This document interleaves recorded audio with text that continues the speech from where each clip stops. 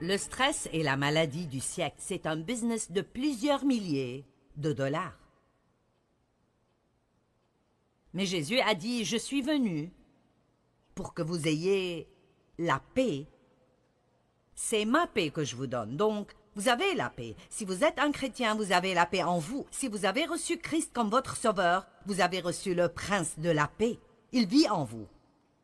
La paix est en vous. J'ai donné un exemple la nuit dernière sur comment, s'il y a une tempête, la couche à la surface d'une masse d'eau aura des vagues, des ondes et du mouvement.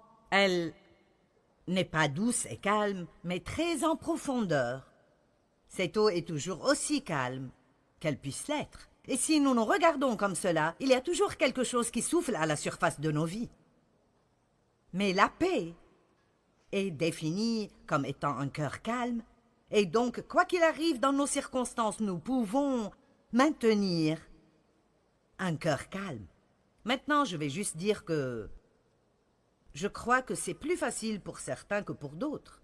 Ah, je voudrais dire que ce n'est pas juste, mais de toute façon, Dieu nous crée tous différemment et nous devons tous apprendre comment... Il y a quelque chose qui est difficile pour tout le monde. Donc, pour mon mari, c'est très facile d'oublier ses soucis et de ne pas s'inquiéter, et alors il a été une image parfaite de paix à travers nos 48 ans de mariage. Moi, en contrepartie, j'étais accrochée désespérément à propos de quoi que ce soit tout le temps. Donc, ça n'a pas été aussi facile pour moi, mais j'ai appris comment être en paix. Et je peux vous dire que je suis plus en paix maintenant que je ne l'ai été de ma vie entière, alors que j'ai plus de responsabilités que je n'en ai eu de ma vie. Et alors, si je peux apprendre à être en paix, vous pouvez apprendre à être en paix. J'ai dit que si je peux apprendre à être en paix, vous pouvez apprendre à être en paix. Maintenant, je crois que quelle que soit la parole prêchée, il y a la puissance d'amener la délivrance aux gens dans cette région, parce qu'il y a de la puissance dans la parole. Donc je m'attends à ce que des chaînes soient brisées chez certains dans cette région, et cela ne veut pas nécessairement dire que magiquement tout votre stress partira, mais quelque chose arrivera en vous, quelque chose sera brisé, et vous recevrez une révélation que vous n'avez pas besoin de vivre comme cela plus longtemps. Matthieu chapitre 11, verset 28.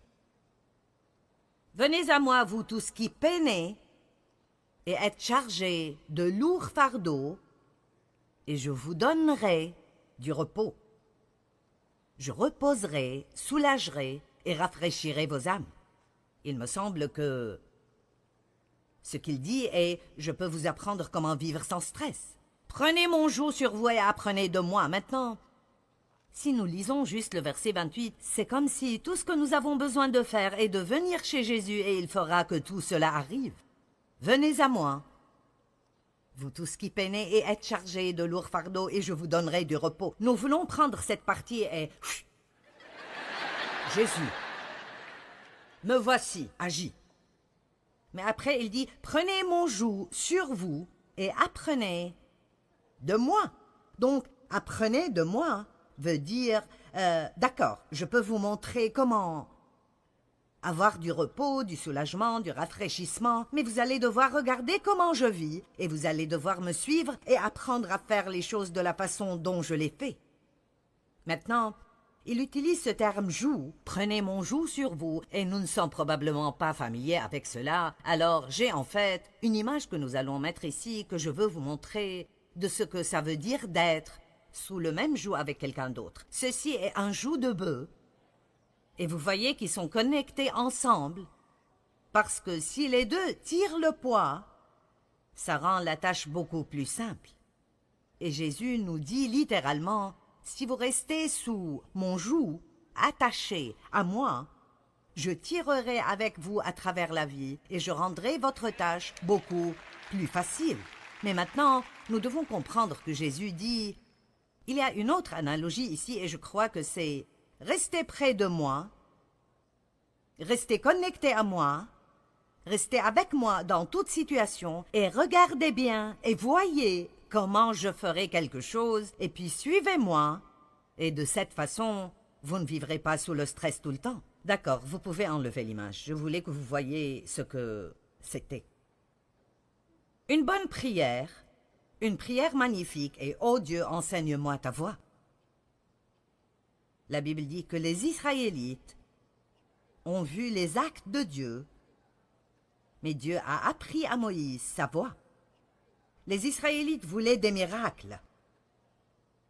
Beaucoup veulent des miracles. Oh Dieu, que ceci s'en aille. Dieu change cette situation pour qu'il n'y ait pas de pression dans ma vie. Mais Moïse est allé plus profondément, et vous devez aller plus profondément et dire Dieu, quoi que soient mes circonstances, enseigne-moi ta voie. Apprends-moi comment m'en occuper comme tu t'en occuperais. Allez, pouvons-nous glorifier plus fort?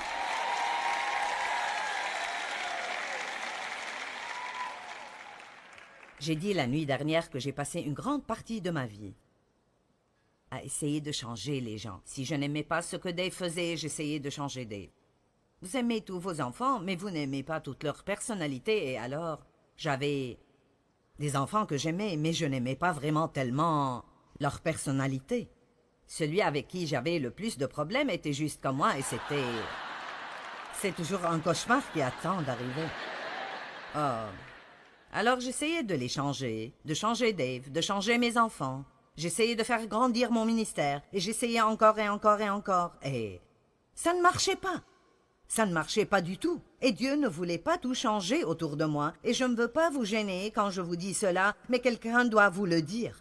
Dieu ne veut pas tout changer autour de vous, il veut vous changer à vous.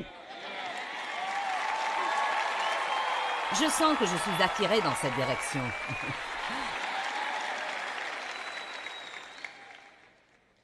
Mince, si nous pouvions juste comprendre ceci. Dieu ne veut pas changer toutes mes circonstances pour qu'elles m'aillent bien tout le temps et la vie est douce et bonne.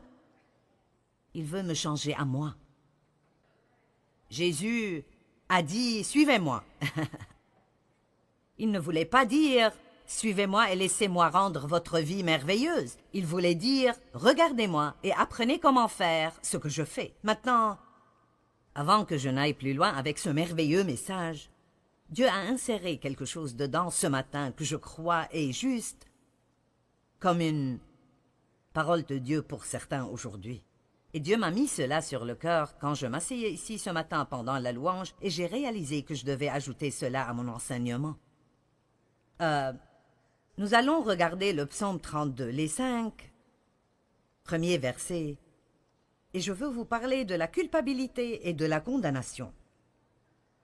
Je sens que Dieu veut que je vous parle de la culpabilité et de la condamnation parce qu'il y a des personnes ici aujourd'hui qui sont exactement comme je l'étais. Vous vous sentez littéralement coupable, et cela presque tout le temps. Et vous ne vous sentez pas bien si vous ne vous sentez pas mal. C'est comme ça que j'étais. J'ai grandi en me sentant coupable parce que mon père abusait de moi, et j'ai pris cela avec moi dans la vie, et alors, même après avoir confessé mes péchés, je me suis toujours senti coupable. Et il n'y a rien de plus stressant. Maintenant, je veux que vous m'écoutiez. Il n'y a rien de plus stressant que d'errer avec ce fardeau de « quelque chose ne va pas en moi ». Pourquoi ne puis-je pas faire les choses comme il faut? Cette sensation vague que Dieu est énervé contre vous, qu'il n'est pas satisfait avec vous. Et je crois que, quoi que je vous enseigne d'autre, c'est ce que je sens que j'ai vu ce matin, quoi que je vous enseigne d'autre à propos de comment vous occuper du stress, si vous ne comprenez pas ce point en premier, alors tout le reste dans la vie vous déprimera totalement parce que nous nous sentons déjà si vaincus et si mal à propos de nous-mêmes, parce que nous ne pouvons pas tout faire comme il faut, puis tout le reste de ce qui vient nous fait tomber facilement. Dieu m'a donné un exemple une fois d'un autocuiseur. Et je ne sais pas si les gens les utilisent autant qu'ils le faisaient, mais ma mère avait un autocuiseur et je vous dirai cela, c'était une marmite folle. Parce qu'elle mettait des choses dedans, le couvercle dessus, et elle le fermait bien, et vous ne pouvez pas l'enlever, et il y a cette petite chose qui bouge en haut, et de la vapeur sort du haut de temps en temps. Et plus il y a des choses qui cuisent à l'intérieur, plus cette chose bouge vite. Et je me rappelle que ma mère me disait tout le temps, « Ne le touche pas, ne le touche pas, ne le touche pas. » Et j'étais tout comme cet autocuiseur. J'avais toutes ces choses qui arrivaient à l'intérieur de moi. Et qu'importe combien je paraissais spirituel, ou combien de fois par semaine j'allais à l'église, j'avais toujours toutes ces choses qui arrivaient en moi. Qu'est-ce qui ne va pas en moi? Pourquoi je ne peux rien faire comme il faut? Nanana. Est-ce que quelqu'un sait de quoi je parle? Vous paraissez trop innocent à mes yeux. Et alors j'explosais toujours. Je m'accordais avec tout le monde jusqu'à ce que quelqu'un rentre et puis j'étais... Combien d'entre vous savent de quoi je parle? Je pouvais juste exploser à cause des choses les plus simples parce que je me sentais stressée tout le temps. Et je pensais que c'était mes circonstances. Mais honnêtement, une grande majorité de cela était ce qui arrivait en moi. Donc, si quelqu'un me touchait de n'importe quelle façon ou une circonstance me touchait, j'explosais comme cet autocuiseur. Et je veux juste vous dire que ceci doit changer avant que nous n'allions plus loin. Et je ne veux pas que vous partiez d'ici aujourd'hui et que vous continuiez à répéter la même chose encore et encore et encore. Laissez-moi vous dire quelque chose. Vous êtes des êtres humains imparfaits, et moi aussi. Et c'est exactement pour cela que Jésus est venu pour nous. Et il n'y a personne entre nous ici qui fera un jour tout comme il faut, même pas pour un jour. Même pas pour un jour. Nous avons tous péché en chemin vers la réunion ce matin.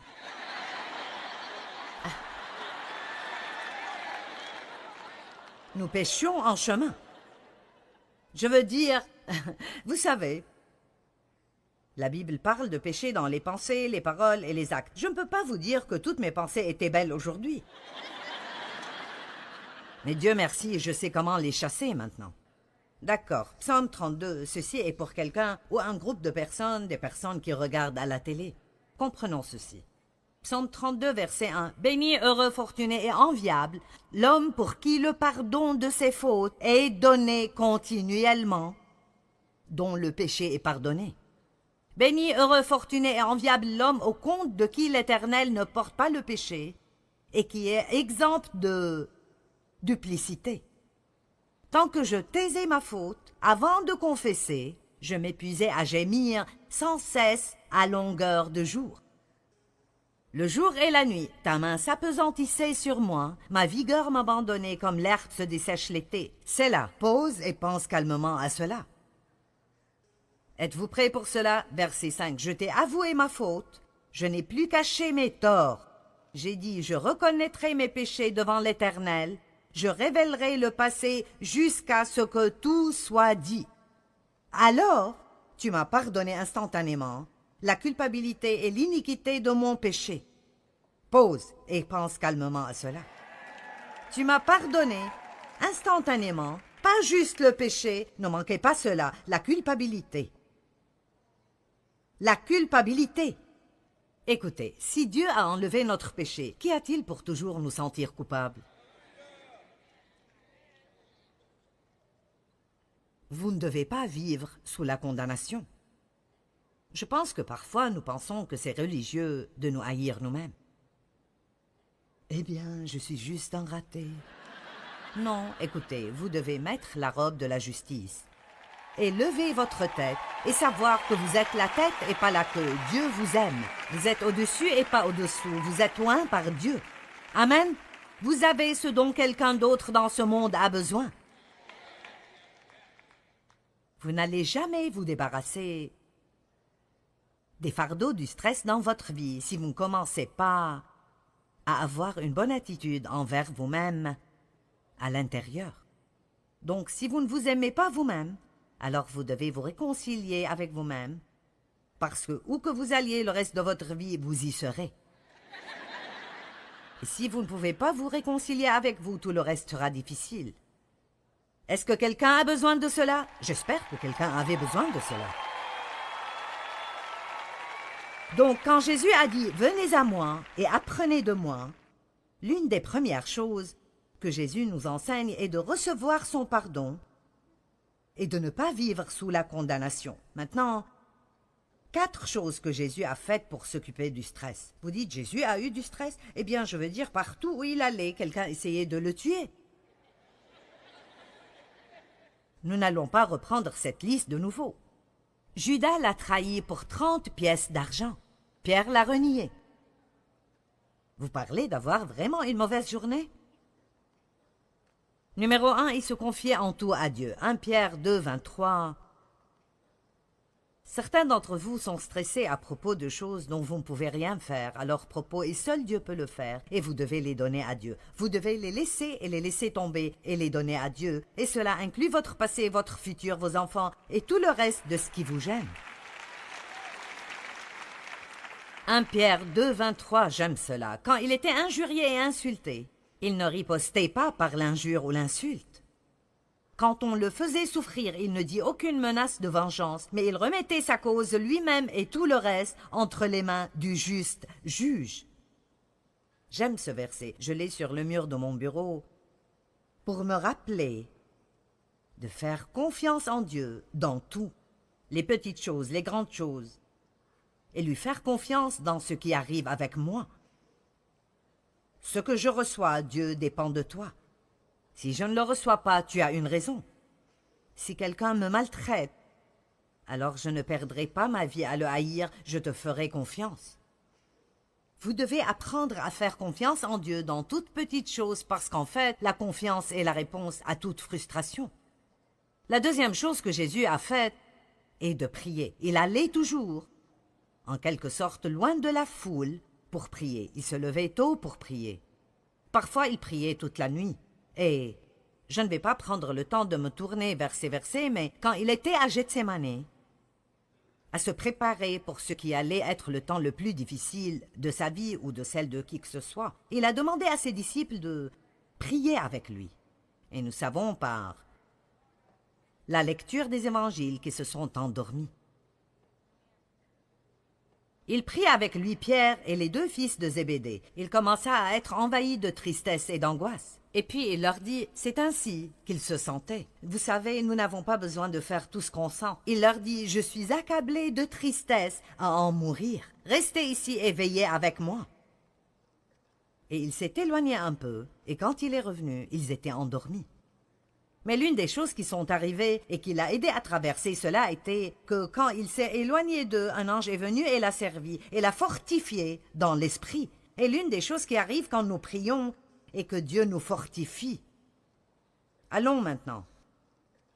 Il nous fortifie, il ne fait pas... La prière ne veut pas toujours dire que Dieu se débarrasse de ce qui nous dérange. Plusieurs fois, il choisit de nous fortifier et nous permet d'endurer avec une bonne attitude.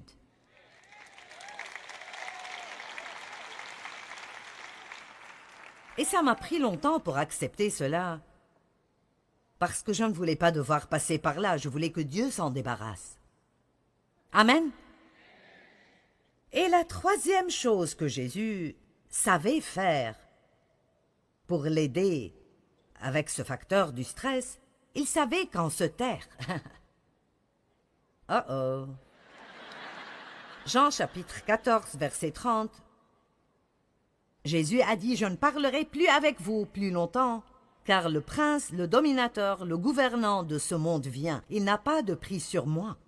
Il n'y a rien en moi qui lui appartient, il n'a pas de puissance contre moi. J'ai enseigné sur ce verset beaucoup de fois et il m'émerveille toujours. La Bible dit dans Ésaïe 53 que, comme un agneau mené à l'abattoir, il n'a pas ouvert sa bouche. Et je me demande combien de fois nous avons lu ça et nous n'avons aucune idée de pourquoi la Bible dirait cela. Savez-vous combien c'est difficile de garder la bouche fermée quand vous êtes sous pression?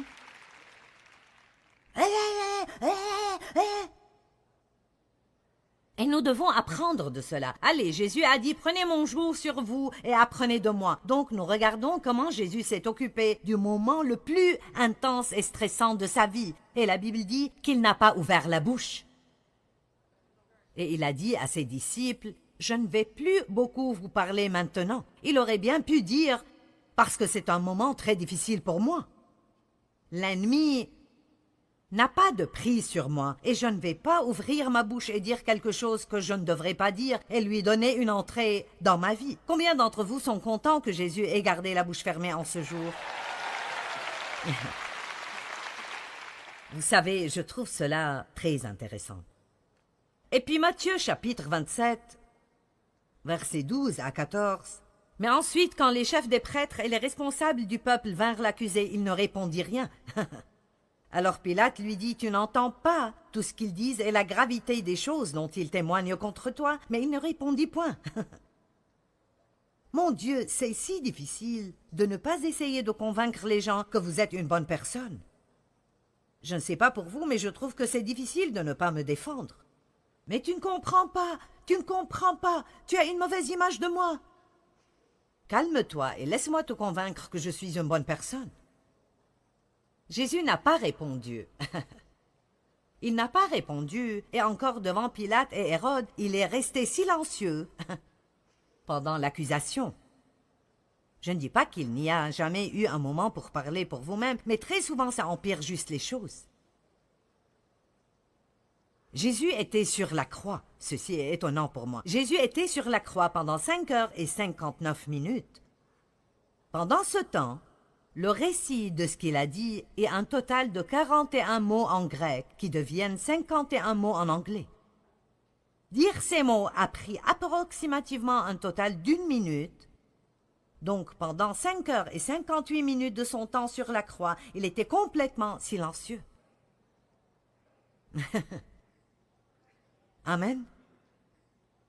Et puis la 4e chose que Jésus a faite, qui est un grand remède contre le stress, est qu'il pardonnait rapidement.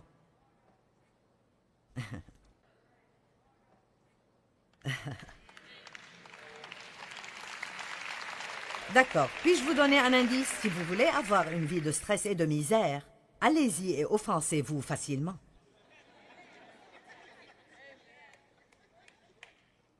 Continuez de dire « Eh bien, je n'y peux rien, je suis juste susceptible. Je suis juste une personne susceptible, je suis blessée facilement. » Eh bien, arrête. Tout le monde peut facilement être blessé s'ils le veulent.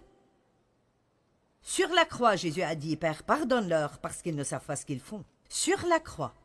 Et sûrement, s'il peut pardonner aux gens pour cela, alors nous pouvons nous occuper des choses de tous les jours qui viennent vers nous. Je ne sais pas ce que vous attendiez que je vous dise quand je vous ai dit que j'allais vous enseigner comment vous débarrasser du stress, mais ça ne fera pas une once de bien. Vous pouvez vous débarrasser de toute source, tout ce que vous pensez être la racine de votre stress, et si vous restez plein de culpabilité et vous restez énervé contre les gens, et vous vous inquiétez à propos de ce que tout le monde pense, et votre bouche travaille tout le temps, vous allez toujours être stressé, parce que le stress ne vient pas de ce qui arrive autour de nous, c'est ce qui arrive en nous. Amen? Eh bien, vous devriez être plus heureux que vous ne l'êtes, mais je vais continuer. Actes chapitre 24, 16, je veux que vous regardiez cela, je pense que c'est un bon verset. L'apôtre Paul a dit cela. Il a dit, c'est pourquoi je m'applique sans cesse et je me discipline en mortifiant mon corps, en tuant mes affections charnelles, mes appétits du corps et les désirs du monde, en m'efforçant dans tout aspect pour garder une conscience pure, irréprochable, sans blâme, sans offense devant Dieu et devant les hommes. J'aime cela. Paul a dit, j'ai travaillé sur cela. Ce n'est pas une chose qui vous tombe dessus, c'est une chose que vous devrez vous lever et faire exprès chaque jour. Chaque jour, je vais devoir dire non à ma chair. Chaque jour, je vais devoir me discipliner. Je pense que nous devrions tous juste avoir un but.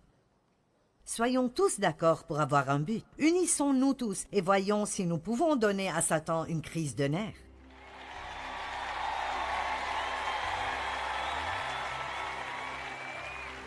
Et à chaque fois que ces sources de stress viennent vers nous, nous dirons « Non, non, non, non, non, non, non, je suis passé par là, je ne le ferai plus. » Eh bien, n'est-ce pas vraiment bien de savoir que vous pouvez minimiser le stress dans vos vies et que vous pouvez tous compter sur Dieu pour qu'il vous aide? D'après 1 Pierre 5, 7, nous pouvons lui confier nos soucis parce qu'il s'occupe de nous.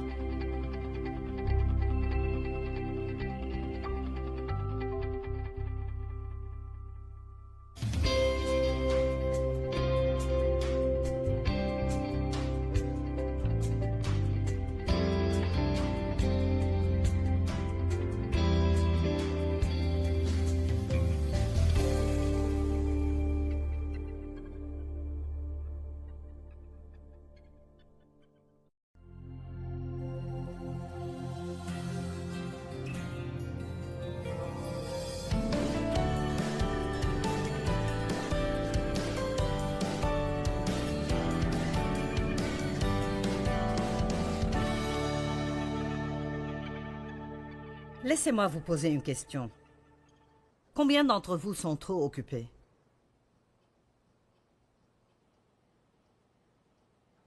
Vous savez quoi? Je n'ai pas besoin de lever la main maintenant. Et vous savez, le ministère est plus grand qu'il ne l'a jamais été, et il grandit tout le temps. Et je travaille moins qu'avant, parce que je travaille plus intelligemment, pas plus durement. Amen. Nous connaissons tous l'histoire de Marie et de Marthe. Marthe travaillait, et Marie travaillait aussi jusqu'à ce que Jésus vienne, et puis elle s'est immédiatement mise à ses pieds parce qu'elle avait une opportunité qu'elle ne voulait pas manquer. Et je me demande combien d'entre vous sont comme je l'étais, où vous êtes si attachés au travail, que vous manquez les choses vraiment importantes dans la vie. Combien d'entre vous sont si occupés que vos enfants ont presque grandi et vous les connaissez à peine? Vous savez, quand vous êtes vieux, si vous n'avez pas de relation avec vos enfants, vous ne serez pas heureux. Et une relation ne commence pas juste soudainement parce que vous êtes les parents. Vous devez construire ces relations, et les relations demandent une chose, et c'est le temps.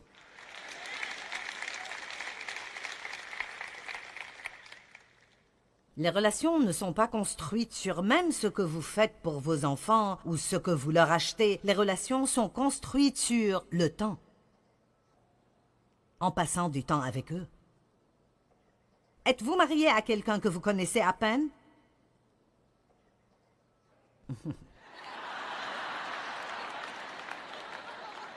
Eh bien, je me demande où ceci va.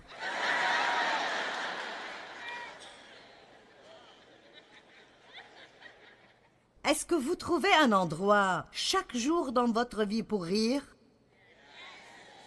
Vous le devriez. Le rire est un grand remède au stress. Il est probablement meilleur que tout médicament contre l'anxiété.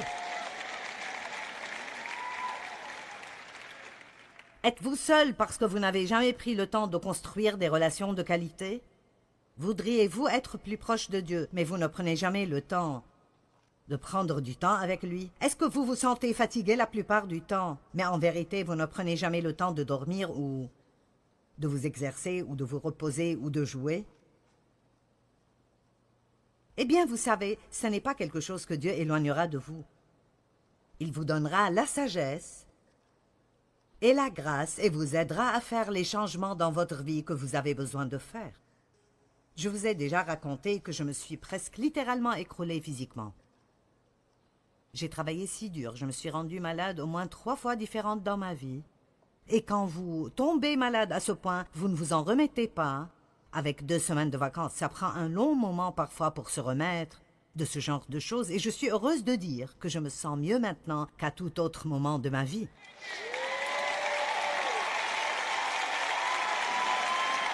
Mais ce n'est pas juste parce que j'ai prié et Dieu a tout fait partir.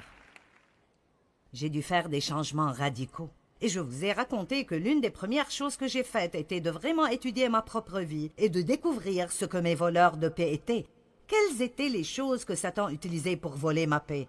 Et par exemple, l'une d'elles était l'empressement. Je ne me comporte pas bien. Le fruit de l'esprit ne sort pas de moi quand je dois m'empresser.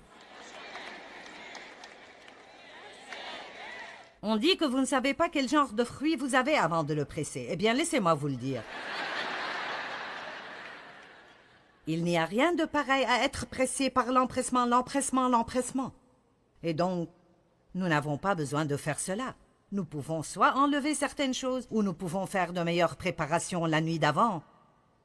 L'une des choses que je fais presque toujours maintenant, si je sais que j'aurai une période de temps plus courte le matin, donc si je dois m'en aller plus tôt, je décide toujours la nuit d'avant ce que je vais porter. Et je le sors, et je prépare les bijoux qui vont avec, pour que tout soit prêt et que je n'ai pas à voir dans l'armoire pour décider quoi porter. Amen. Et il y a d'autres choses que vous pouvez faire aussi. Faites le déjeuner de vos enfants la nuit d'avant, ou faites-les faire leur propre déjeuner. Éphésiens 5, 15 et 16 sont 2 de mes versets préférés dans la Bible. Veillez avec soin à votre manière de vivre. Regardez donc bien vos vies. Quand vous partez d'ici, prenez juste 15 à 30 minutes à un moment cet après-midi. Allez quelque part tout seul et pensez juste à vos vies.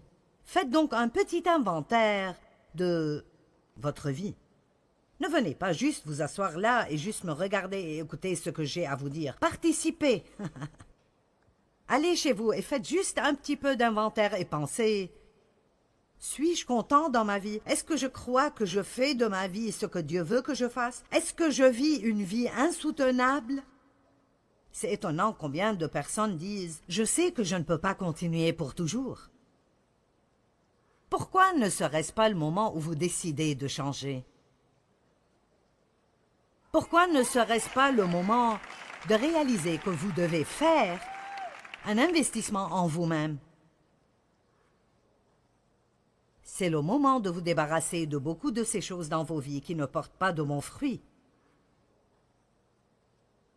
Veillez donc à votre manière de vivre. Comportez-vous avec circonspection, non comme des personnes insensées, mais comme des gens sensibles, intelligents et sensés.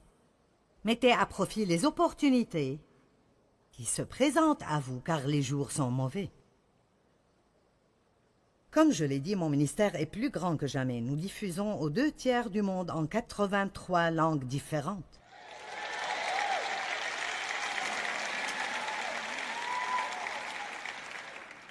Je ne parlerai pas de tout cela, mais juste beaucoup de bonnes opportunités. Et je travaille plus intelligemment, pas plus dur, et beaucoup de personnes m'aident. Et ils ne font pas toujours tout de la façon dont je voudrais qu'ils le fassent. Mais qu'est-ce qui est meilleur? Que je les laisse me débarrasser de beaucoup de stress dans ma vie et occasionnellement que je n'aime pas ce qu'ils ont fait? Ou que j'insiste de tout faire moi-même pour que tout soit fait à ma façon? Je prends des pauses régulièrement maintenant. Je ne vais pas du travail au travail, au travail, au travail, au travail, parce que j'ai finalement découvert que n'importe combien je travaille dur, il y aura toujours du travail. Est-ce que quelqu'un est arrivé à cette conclusion? Je veux dire, peu importe combien je travaille dur, il y aura toujours du travail, donc je ferais mieux d'apprendre à ne pas avoir à travailler tout le temps. Parce que Dieu n'a pas fait ce qu'il a fait pour nous en Christ. Je veux que vous m'écoutiez. Dieu n'a pas fait ce qu'il a fait pour nous en Christ quand il a pourvu la vie qu'il nous a donnée pour que nous ne fassions rien d'autre que de travailler tout le temps.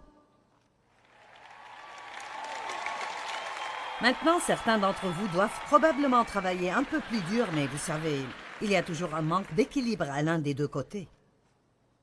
5 façons d'enlever le stress. Apprenez la thérapie du haussement des épaules. Nous allons tous apprendre cette thérapie. Mon fils m'a acheté une nouvelle cafetière et elle fait pratiquement tout pour vous, excepté mettre le récipient là où le café doit sortir. Elle ne fait pas ça. Et elle ne met pas le filtre. Maintenant, il y a un filtre que vous pouvez laisser dedans, mais si vous voulez utiliser du papier filtre, vous devez le mettre dedans. Mais je veux dire, elle moule le café, elle fait tout. Donc j'ai récemment fait un peu de café, mais je n'ai pas mis la cafetière au bon endroit. Et j'ai laissé la salle et je suis allée autre part. Et c'était une grande cafetière. Et donc, ça va sans dire, quand je suis revenue, j'ai eu cette... Oh. Et non, je n'avais pas le temps ce matin-là de m'en occuper. Je l'ai regardé et je peux vous dire que je n'ai rien ressenti. J'ai juste fait...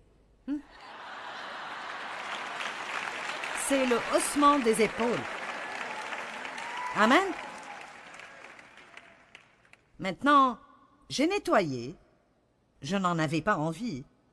Mais j'ai perdu assez de ma vie en ayant de grandes colères. Est-ce que quelqu'un sait ce qu'est la colère à fond de la femme? Très bien. Je veux dire, avoir une colère à fond que je ne pourrais pas contrôler.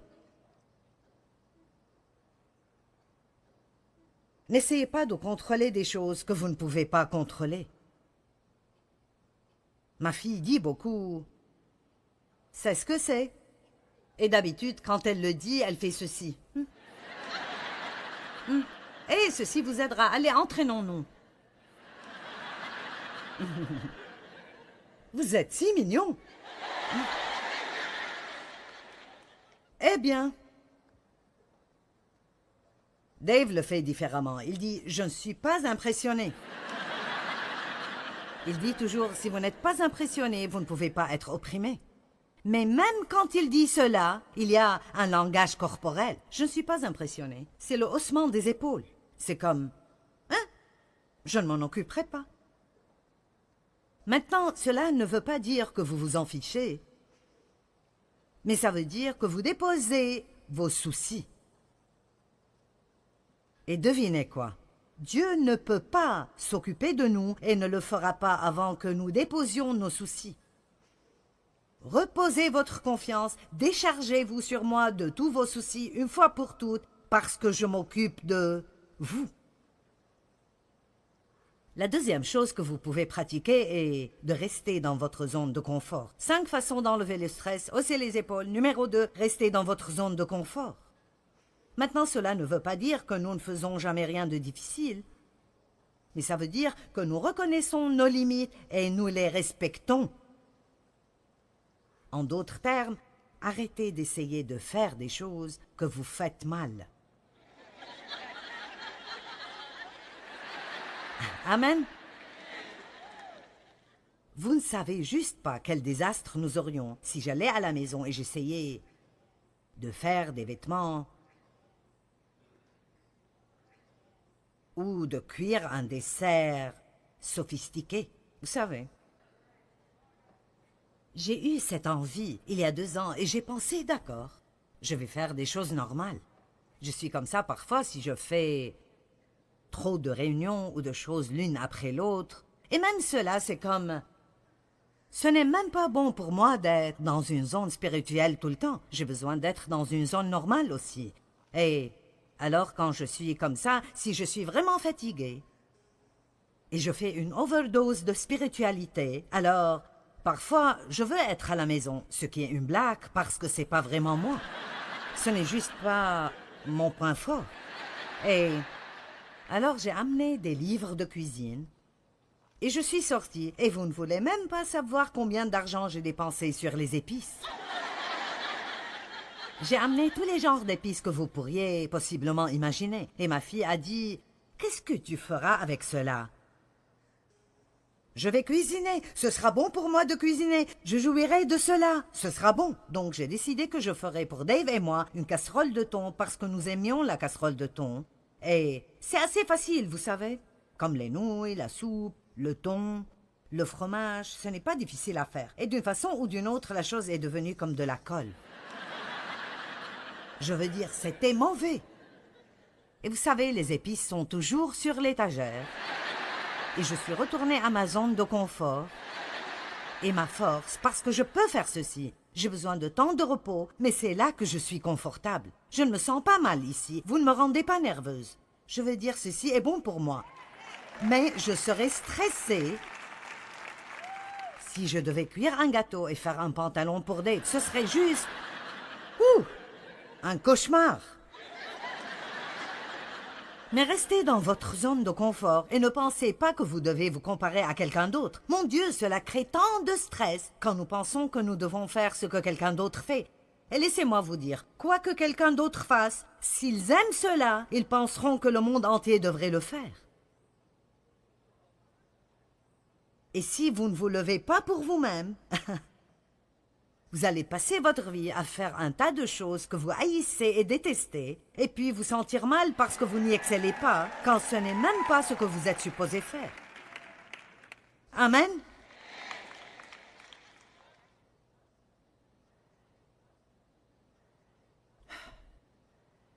Numéro 3. Éliminez tout de votre programme qui ne porte pas de bons fruits. Vous aurez besoin d'une demi-heure de plus à passer avec vous-même. Est-ce que vous vous asseyez dans un comité qui ne fait rien d'autre que de débattre et ne prend jamais de décision? Seigneur, aie pitié. Je me souviens d'un comité d'église où j'étais une fois. Et ils débattaient et discutaient concernant la couleur pour repeindre la porte d'entrée. C'est ennuyant. Combien de temps passez-vous à faire ou à écouter des commérages?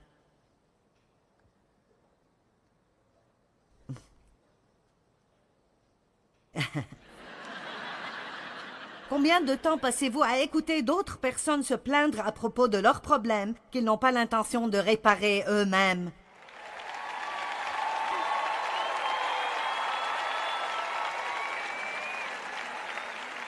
Ils ne veulent pas votre aide. Ils ne veulent pas de réponse. Si vous leur donnez une réponse, ils ne le feraient toujours pas. Combien de temps passez-vous à regarder des choses vraiment stupides à la télé?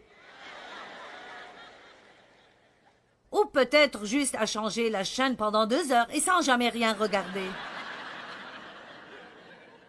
Je sais que certains d'entre vous aiment probablement la télé-réalité. Mais je ne l'aime pas, je vois assez de réalité, merci. Quand je regarde la télévision, je veux du fantastique. Donnez-moi un conte de fées. Je veux quelque chose qui n'est pas connecté à la Terre. Je ne veux pas regarder une autre bagarre de famille où ils s'entretuent presque. Ça m'a pris 40 ans pour sortir de là. Pourquoi voudrais-je faire cela?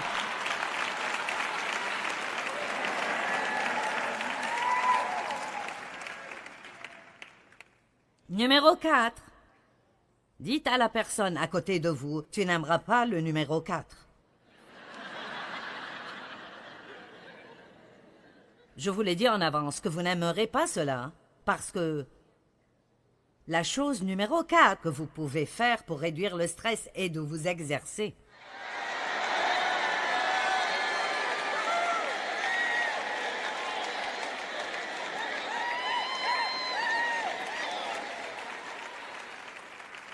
L'exercice est l'un des meilleurs remèdes pour le stress dans le monde entier. Maintenant, écoutez, nous avons ces petites choses appelées endorphines dans notre corps. Et ce sont les hormones du bien-être. Et elles augmentent quand nous nous exerçons. Les endorphines nous font nous sentir heureux et nous nous inquiétons moins. L'exercice améliore votre sommeil et cela agit contre le stress. Si vous vous exercez assez pour suer, ça enlève les poisons toxiques de votre système. Ça peut diminuer votre pression sanguine, vos battements de cœur au repos et le cholestérol. Et ça améliore votre humeur.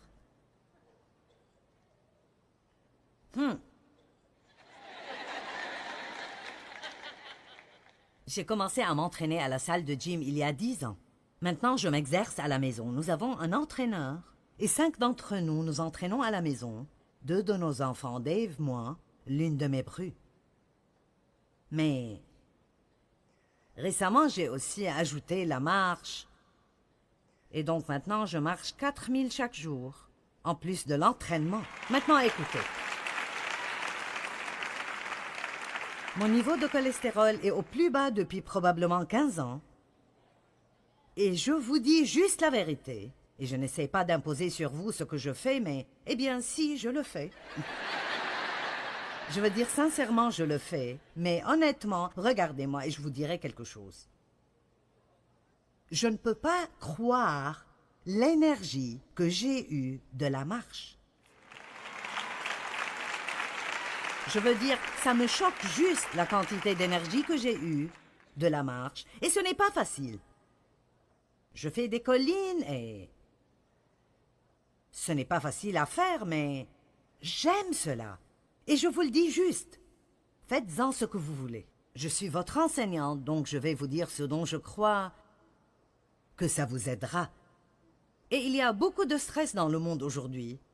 Et nous en avons plus qui vient vers nous qu'à tout autre moment dans l'histoire. Juste tous les petits appareils que nous devons porter sur nous. Vous savez, nous ne voulons même pas aller aux toilettes sans notre portable. Quelqu'un d'entre vous a pris son portable aux toilettes avec lui au cas où il raterait un appel? Eh bien, je l'ai fait aussi. Et le monde ne changera pas. Il continue à demander plus et plus et plus. Et l'une des choses par lesquelles vous pouvez vraiment vous aider est l'exercice régulier. Faites ce que vous voulez avec cela, je l'ai dit. Et numéro 5, prenez le temps de faire des choses dont vous jouissez. Prenez le temps de faire des choses dont vous jouissez. Prenez de petites mini-vacances, même si c'est des vacances de 10 minutes. Prenez de petites vacances. Si vous aimez avoir une tasse de café l'après-midi, alors prenez le temps de vous éloigner de tout, allez quelque part de silencieux et prenez une tasse de café. Si vous aimez avoir une pédicure, alors voyez où vous pouvez en avoir une fois par mois. Allez, faites cela, vous valez 30 $ ou 35 ou quoi que ça coûte pour faire ça. Regardez des choses qui sont belles. Sortez dans la nature et prenez le temps de contempler. Respirez. Et relaxez-vous en fait, exprès. Maintenant, je veux juste vous donner un peu de cela et puis je terminerai. Aujourd'hui, nous avons le problème de l'excès de choix. L'une des choses qui crée tant de stress est qu'il y a tant de variétés de tout que personne ne peut prendre une décision.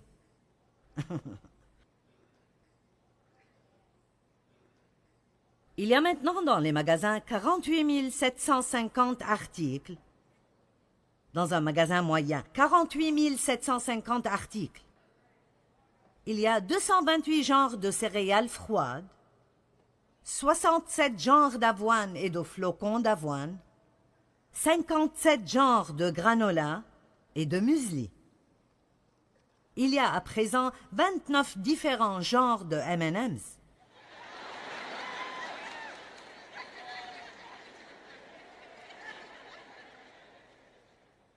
Et j'ai vu cela dans une pub à la télé. Une femme a envoyé son mari pour amener une boîte d'haricots. Vous l'avez vu? 17 genres de cette marque unique d'haricots.